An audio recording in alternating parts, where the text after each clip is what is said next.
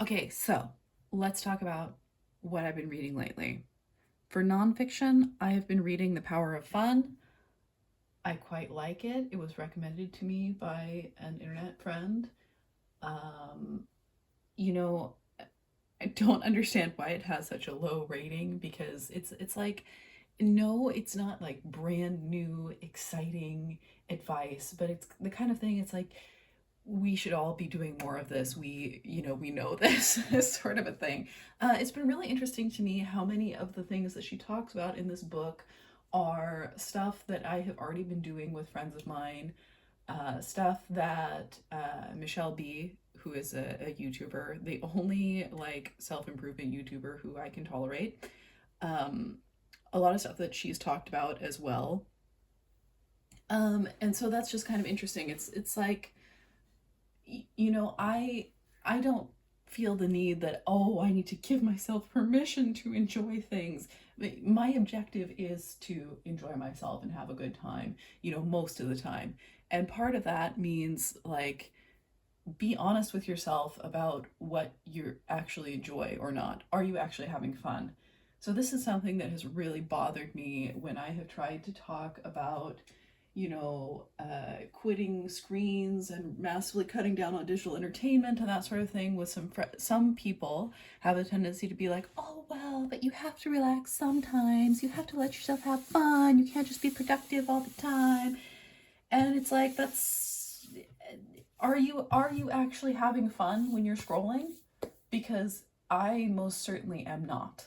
So if I'm doing something and it's actively harmful to me, it's making me feel shit, and it's also not productive in any way, like why would I do that? Why would I have that activity in my life? And so often digital consumption is not fun and not productive. It's like the opposite of both. Like this is the type of book, this is the type of thing that I'm talking about when I'm saying to myself everything I should do should either be fun or productive.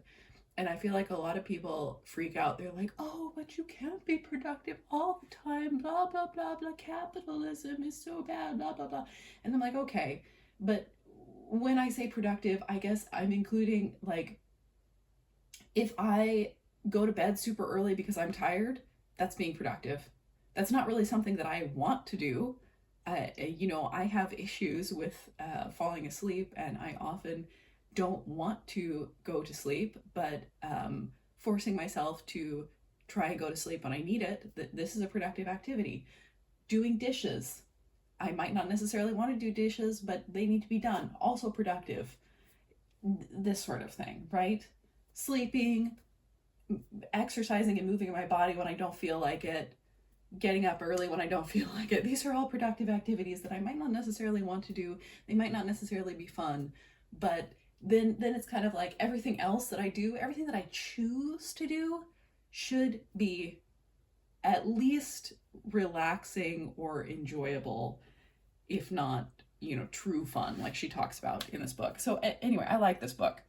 I'm also reading this one, Flawless Lessons in Looks and Culture from the K Beauty Capital. Um, Honestly, I enjoy more her kind of like her thoughts and experiences of living in Korea as an Asian American woman, and kind of how she experiences things differently because of how she looks, and then people have different expectations of her and that sort of thing. So that part's interesting. So far, I haven't been super impressed with her analysis because it feels very like, oh, all of these beauty rituals are, can be quite harmful. They're so extreme, but they're also empowering somehow. And I don't know, I feel like she never really goes into any sort of analysis, deeper analysis, or taking a stance on it. It is interesting to hear kind of theoretically like where this is coming from, the history of Korea, how it's such a young country, all that sort of thing, and how that has kind of led to this, how the beauty industry has been created and fed by the culture and by, political decisions and all that sort of thing. That's interesting to me. But it's a long book. It's taking me a while to get through it. Let's see. I'm also still working on The Devil's Element. That one's pretty good. What else? As far as nonfiction, I cannot remember what if I've read it this year or not, but I have also read How to Win an Information War. I'm not sure if I've talked about that in another video about what I was reading, but I could make an entire video about that book alone. It was amazing. I have read his other books. I read, what was it? This Is Not Propaganda and Nothing is True and Everything is Possible, Adventures in Modern Russia. I read that one, you know, when it came out about 10 years ago. I thought both of those books were very good, very interesting to me, but How to Win an Information War almost reads like a political thriller. And I enjoyed it so much for similar reasons to why I enjoyed A Memory Called Empire, which is sci-fi political thriller, and City of Stairs, The Divine Cities. This one, these are amazing. They are so good. It feels like you are reading, it almost feels like you're reading historical accounts, like the political maneuvering feels that realistic, except it's also like fantasy, and it's so good. It's so good. I have absolutely adored this trilogy. And the other big standout for me this year, so I would say those are like the three, they're like three standouts of the year for me so far, and they are The Divine Cities, How to Win an Information War, and also the 12 Houses series by Sharon Shin, which I just finished. There's 5 books. They're all like 600 pages or more, and they are so enjoyable. So yeah, let's see. I read Summers at Castle Auburn this year because I was looking for, you know, I just felt like I had read so much crap, so much like TikTok crap. I'm not even on TikTok. I'm not even on, you know, Bookstagram or the YouTube book community or whatever. I'm not even on any of those, and yet still somehow I, you know, hear about these books because everybody else is talking about them. I can't even think of anything right now, but I just felt like I had been reading so much absolute garbage, and I was like, you know, I used to really love fantasy. It was my absolute favorite as a kid and as a teenager. And I read, you know, I read lots of old stuff too because I was going to the library and getting stacks of books, and of course there were, you know, I would go through the entire young adult section really fast and then start looking at other stuff. So, you know, if there was a fantasy book written between, you know, like 1980 and 2009, 2010, I probably read it when I was a kid. Just because, you know, I was just reading whatever I could get my hands on, basically. Where was I going with this? Oh yeah, so I reread Summers at Castle Auburn because that one was recommended. It was written, I don't know, early mid 2000s, and I enjoyed it so much. And then I realized about halfway through, I was like, wait a second, I've read this before. I read this as a kid. And I was like, oh. And then I was like, you know what? I wonder if this author's written anything else. Sharon Shin has written so much. She has written so many series with like multiple books. And she is the one who wrote the 12 Houses series, which is just so good. It was so good, you guys. I'm not even a big fan of just like the basic high fantasy stuff. So, oh shoot. Yeah, long story, but I couldn't get signed into it on my iPad. So let's see. Let's look at what I've recently read. It's taking forever. Yeah, so I have been, since sometime this summer, I started by reading, let's see, where does it start?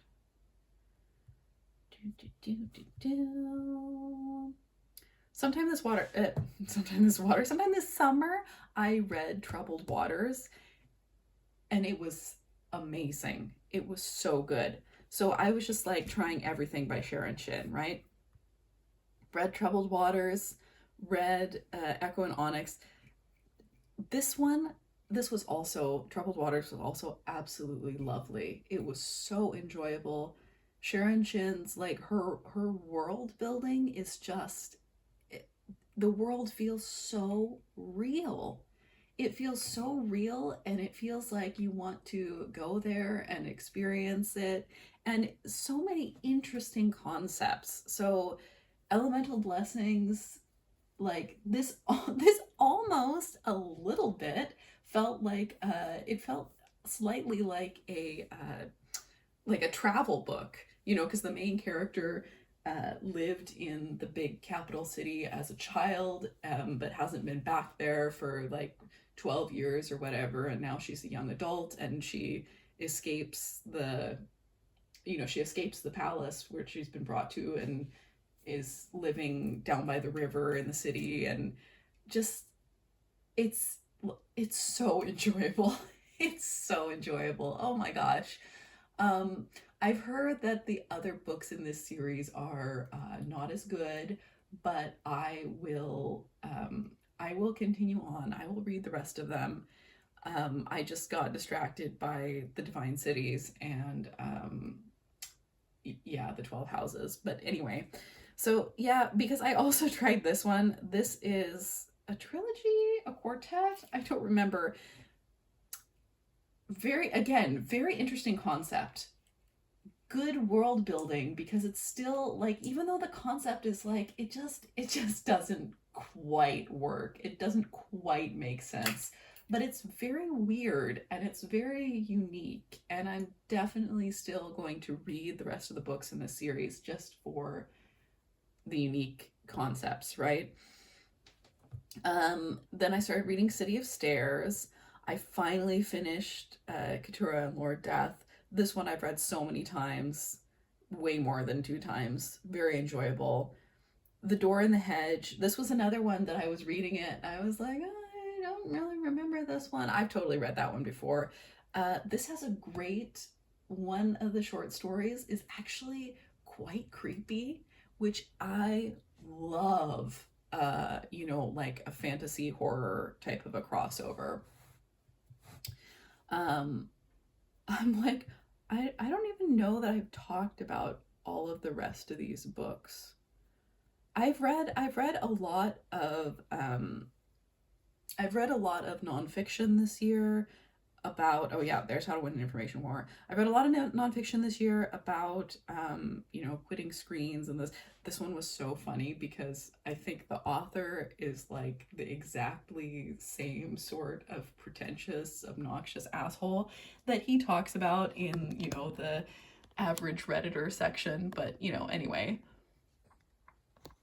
Okay, and now it's like, I hate that it says low battery and then I can't do anything about it until there we go. Okay. Yeah, I've also been reading a lot of horror this year. This was quite interesting, this one. I wouldn't not recommend it. It wasn't very creepy. I've read a lot of horror, and I'm like, if I'm reading horror, I want it to give me the creeps. I want it to be like, I'm worried about I get creeped out pretty easily, so it shouldn't be that hard. Yeah. Um and I've read a bunch of Star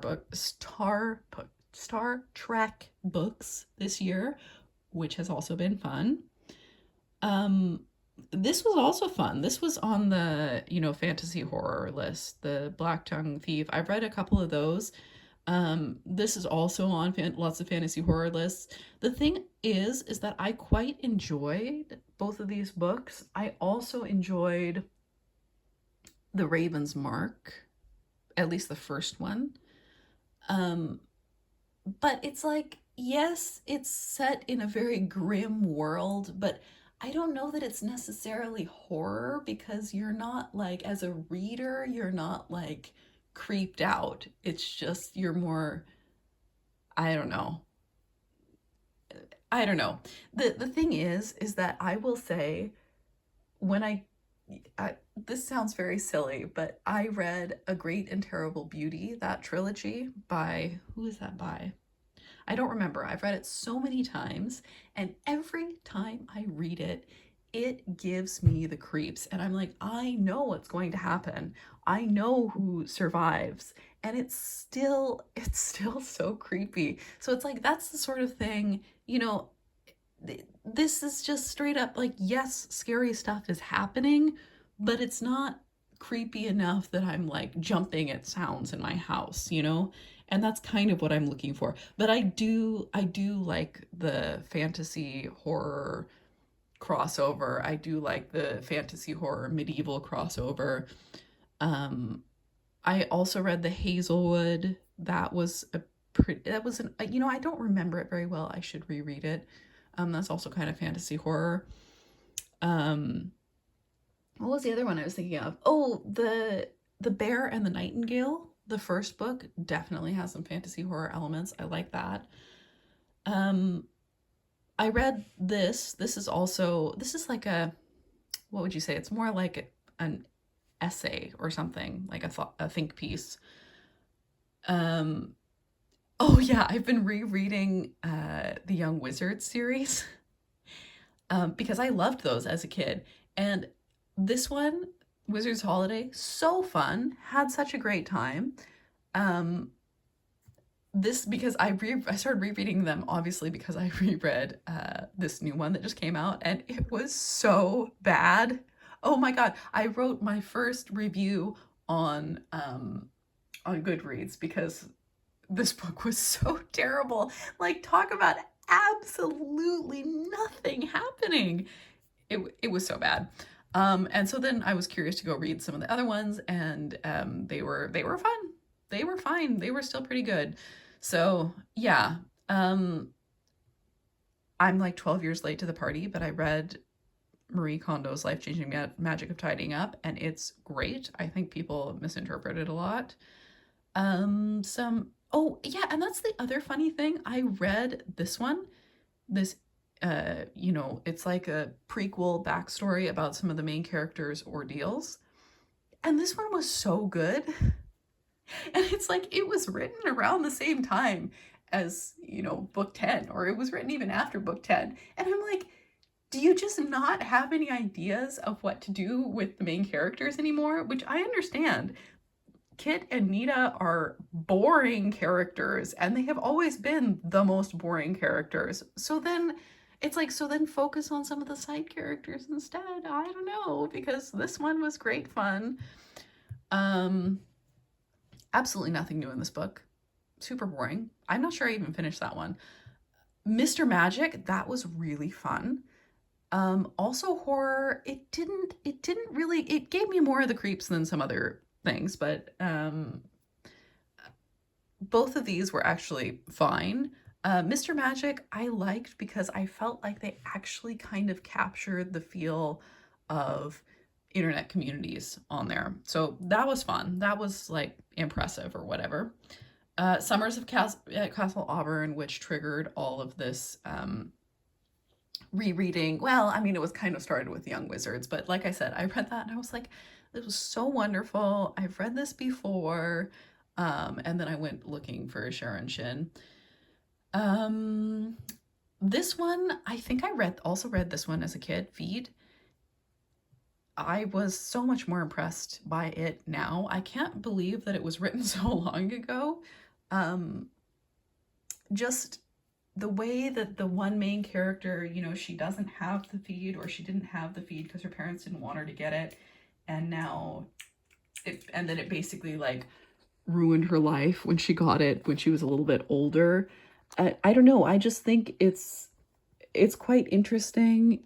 And it's quite interesting thinking about how when we talk about now, like if you say, oh, well, I would want my kids to not be so exposed to screens and blah blah blah. And then people just flip their shit and they're like, oh, your kid is gonna be behind and all the other kids will be able to do this, that, and the thing, blah blah blah blah. And I'm like, okay, but as somebody who's worked as a teacher, kids today are absolutely garbage at technology.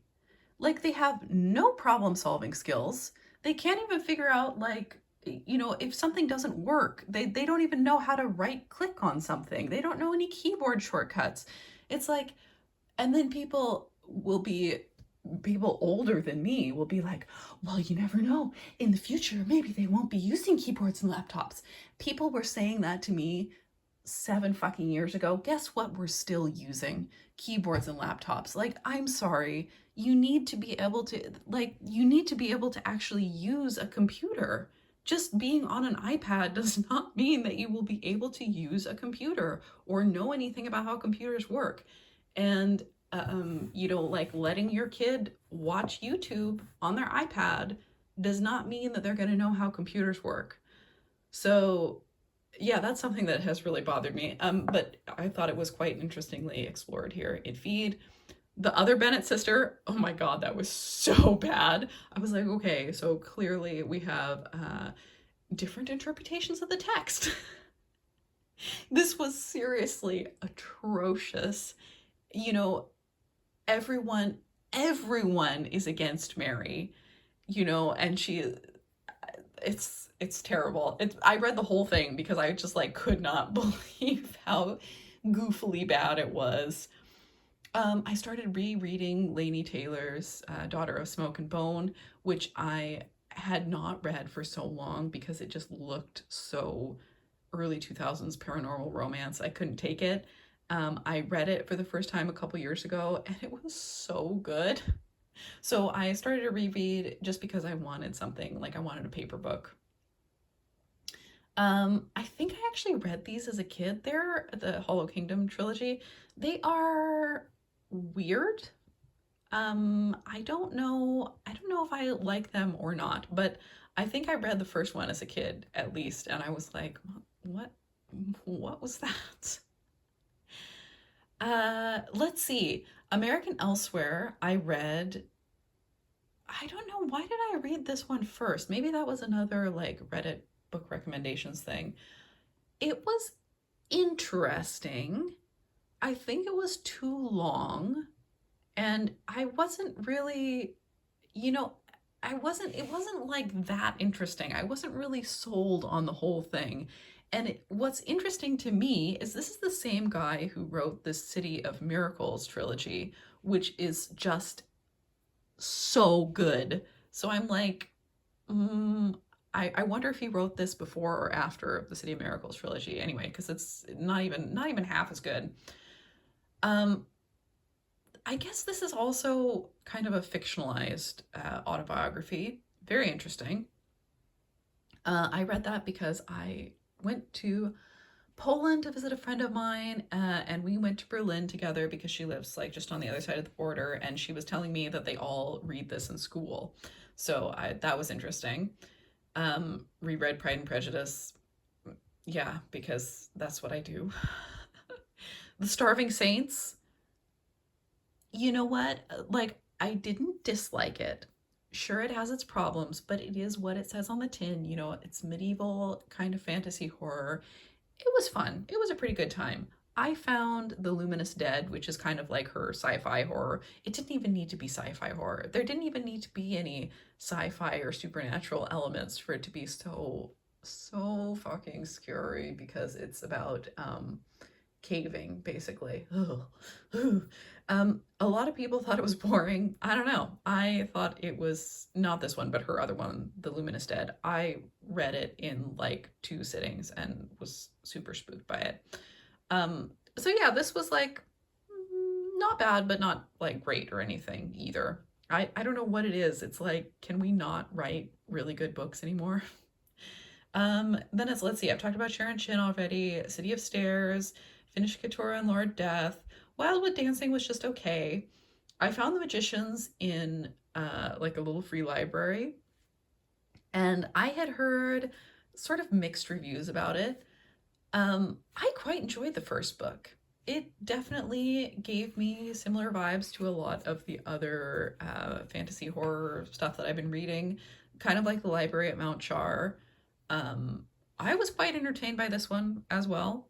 It's definitely the goriest, I would say, even out of like, because, like Raven's Mark, it's funny because it's like, oh, Raven's Mark trilogy and it's so like grim dark, and I'm like, I mean, the main character is like a super good, honorable guy, and women are treated pretty well, and he's like rescuing children and being an honorable hero guy, and I'm like, oh yeah, so dark. I don't know. I actually did I did enjoy that book because, it was like, yeah, there's grody creatures, and I like I will always enjoy a book about a really fucked up place, right? Because I can't remember what it's called, the void or the waste or something. I should reread. The thing is like the second book in that trilogy just like completely lost it for me because they're not going out in the fucked up place with the creatures anymore. They're just in the city, and he's basically like being a magistrate or something, and it's just kind of boring. Anyway, um I started reading, like I said, I started reading The 12 Houses. I just enjoyed those so much. And that's what I've been doing since I got back, is reading those and having such a good time. And I'm already thinking I can't wait to reread them a couple years from now. um, in this case, like, yes, the world building is good, but also just this cast of characters where they're all distinct and different, and they have all their little friendships with each other. Like, yes, they might, annoy each other, or they don't get along sometimes, but they're always there for each other. But it's also the sort of thing where it's like, whenever you're with some of the characters, you're like, oh, but I wonder what the other characters are doing. And then oftentimes you get that. She will, but a lot of times I feel like in more modern books, there's, one perspective or one story that I'm so much more interested in. But in these books, the whole time, I'm always like, oh, I wonder what Seneth is doing. And then we get to see what Seneth is doing. And then I'm like, oh, I wonder what Cameron is doing. And then we get to see what Cameron is doing. I don't know. It's just so enjoyable. And this last book is set, after the big war. Um, and, it was just so enjoyable. It was just so enjoyable to hang out with these characters. And even though this last one is about kind of a side character, it was still so good. Like the way that she writes characters and their relationships with each other. And, it's kind of like yes, it is kind of like Lord of the Rings in that um, these are all really good people who care about each other, who are trying to do the right thing. Um, and yes, they get annoyed with each other sometimes, and they might not always do the smartest or best thing, but it's like they feel like real people, and I like them, and I want to hear about what they're doing, and I would absolutely read another 900-page book if she wanted to write one about, what they're doing now, even if nothing big really happened. Um, yeah, so that's that.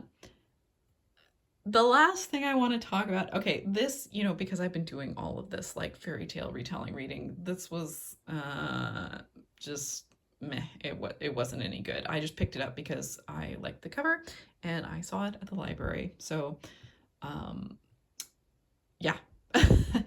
That aside, Cold Eternity, oh my God. So I read her first book, which was Dead Silence, and it was so much fun. It was an absolute blast. Um, it wasn't perfect. Like, it lost a little bit of its momentum towards the very end of the book though, and pretty much the whole thing was like scary, and we don't really get an explanation until the very, very end of the book. And it was like the sciencey stuff was kind of fudged a little bit, but it was sciencey stuff, and it was very creepy pretty much the whole way through. Loved it. And I was like, oh, that was fun. I need to keep an eye on this author. Let's see. Actually, we need to go here because I can't remember. Yeah. Okay. So, Ghost Station. I read Ghost Station and it was quite creepy for maybe the first 50%. And then it completely lost cohesion and it stopped being scary really at all. And the main character was very dumb and annoying and like, well, I'm a therapist and you know that, people with mental health are more of a danger to themselves than others. And it's like, girl, you are on a dead alien planet with a bunch of corpses, and the crazy guy who has already been violent towards people has disappeared, is possibly armed, there's blood everywhere, there's some kind of contagion, etc., etc., and you are arguing semantics with the gal who wants to have a gun along. Like, I mean, at that point, like, I don't know. But not just that. It was like there were so many in the first half of the book. There were so many elements that were so creepy, like the aliens and the alien civilization on the planet where they're like extracting something and they're all dead and they seem to have died horrifically. It's like, why did they die? What happened to them? I want to know more about that. And then, okay, sorry, spoilers. You can skip to, I don't know, but it doesn't really matter that much. But the thing is that it's just the explanation she went with was so unscary. And it's like it's the second 50% of the book, or the second 60% of the book even, was like I said, it completely lost cohesion. The plot, the pacing was weird, and it was like, okay, so now this isn't a horror book anymore. It's just boring. And I still don't fully understand, like, was it a pathogen?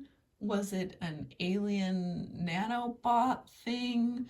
But whatever it was not scary. And I feel like there were so many more options of scary stuff to explore that were just dropped in the favor of, boring stuff that was not scary, basically. Okay, so like I said, the second book, the first book, so these aren't connected, these are standalones. The first book, falls apart a little bit towards the very, very end of the book. The second book falls apart completely, like halfway through. The third book, there were maybe 1.5 scary moments in the entire book. So, like, at least this one was scary the whole way through. This one was scary, like, maybe halfway through. This one was scary, like, for 2 pages. So not only that, the main character in this one is so incredibly stupid and just insufferable that you're just left thinking, wow, I wish this was third person so that, I could hope that she died. And then not only that, more spoilers here, not only that, but the big bad, the big scary thing in the end is basically demon possession. Excuse me? this is supposed to be science fiction, space horror. And the thing that gets me is there were so many alternatives of what you could have done. So like the evil rich guy has this ship of, you know, cryogenically frozen people. And he has cryogenically frozen like his entire family, and there was one for him as well. But in order to live forever, he basically went and got himself possessed by a demon, or an alien demon, or an alien which has been living on Earth for a million years, and it like possesses people. Uh, it's just so stupid. So like the one creepy moment, you know, there's a she sees on the security cams like a human figure like dragging itself across the floor. That was spooky. And then it comes into her room one night, and you know, of course, she thinks she was imagining it because she sees, like, that was also creepy. But that's it. And I'm like, so the thing is there are so many interesting concepts. You could do that. They had done some sort of medical experimentation on him, because there's, you know, there's stuff with AI, there's stuff with cryogenics. Like you could still have the, you know, partially animated corpse of this evil rich guy dragging himself around the ship and eating people. That could still totally work, you know, and you would just have to be like, oh, it was, you know, medical experimentation, it was, you know, effects of the cryo sleep interrelated with some illegal AI hallucination stuff, blah, blah, blah. Like, there are so many options of stuff that you could do that was actually, you know, incorporated in what's in the rest of the book. But no, it was, oh, it was demon possession. He was possessed by a demon. Like, in science fiction? Come on. Like, it doesn't have to be scientific, but I would just like, why not say that yeah, he like became merged with the ship and had to eat the other cryogenic sleepers as, you know, energy because of some AI hallucination. I don't know. I'm just like thinking off the top of my head here. That would be so much scarier than, oh, no, alien demon, basically. Yeah. Because, you know, he was a rich guy and he wanted to live forever, and that's how you do that in the future, is you find an alien demon to possess you. Anyway, it was very dumb, which is really weird and disappointing after her debut novel was so good. Yeah. So like I said, I just finished Fortune and Fate yesterday. I am now reading another recommendation from my online friends. It's like I Love Russia, and it's what is it called? I Love Russia Reports from a Lost Country or something like that. And so far, it is reminding me extremely much of this, which is about it's set in Berlin in the 70s. So that's interesting. And it's also making me think of Peter Pomerantsev. I'm probably saying his name wrong. His 2014, I think he wrote Nothing is True and Everything is Possible, Adventures in Modern Russia. So it's reminding me of both of those so far. So that's what I'm reading right now for nonfiction. And what I'm reading for fiction, I got the second book of the Elemental Blessings. So I have the second book in this series, and I have the second book in this series.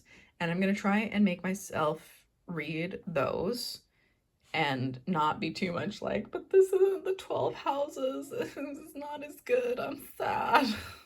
Oh, and I'm almost done with the second book, City of Blades. So it's like City of Stairs, City of Blades, and it is just as good as the first one. The thing is I haven't been reading it as fast because it's quite dense. Like, I feel like I have to pay attention and remember stuff, a lot of stuff from earlier in the book. And also it's kind of stressful because I don't know, it's always a stressful story. They're always about to get, you know, absolutely destroyed by some creepy supposed to be dead god or whatever. Yeah, you know, this honestly, so these books are not, they're not necessarily creepy, but they can be scary. They do kind of make me jump sometimes. um so I'm liking that for sure. And you know, what was it that was making me think, you know what this makes me think of? I also reread what's, it's not on this list. Where is it? I also reread Shuna's Journey recently, because City of Stairs and City of Blades were making me think so much of Miyazaki's illustrations of, you know, long forgotten civilizations in Shuna's Journey and in Nausicaa. Like, I haven't read any other manga except for Shuna's Journey and Nausicaa of the Valley of the Wind. I read the entire manga series of Nausicaa. And um, so I will say something else that really pisses me off is like when I'm looking for books that remind you like what books to read if you enjoy Ghibli movies, and everybody's like, oh, you should read Legends and Lattes. I'm never gonna fucking read that crap. I'm never gonna fucking read that crap. Are you kidding me? You know, to me, Miyazaki's movies are about life and death and war and history and memory and lost civilizations, and not about fucking coffee shops. What are you talking about? Anyway, because I guess the Miyazaki movies that I really enjoy and that make me think a lot are these ones that have elements of horror and history in them. So that would be Nausicaa, Mononoke, The Boy and the Heron, and all of these um, give me similar vibes to City of Stairs and City of Blades. Just saying. Because I do really love that fantasy horror crossover. So yeah, I will be working on finishing that one up. I will be reading the second ones in these series. And I don't know, maybe doing some more rereads, like finishing Daughter of Smoke and Bone reread, finishing like Cruel Prince, Folk of the Air reread, because I recently started rereading those.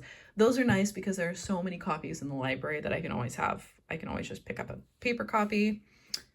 And yeah, I have some nonfiction which I have digitally, so I'm, you know, not like I have to finish those ASAP.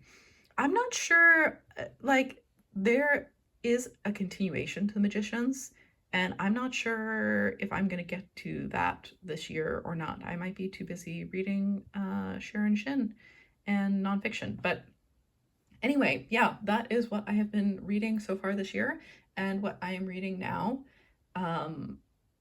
Cold Eternity was garbage. I will never read Legends and Lattes, and I think it's really embarrassing and annoying that people keep recommending it. Stop recommending that book. It has nothing to do with anything. The end.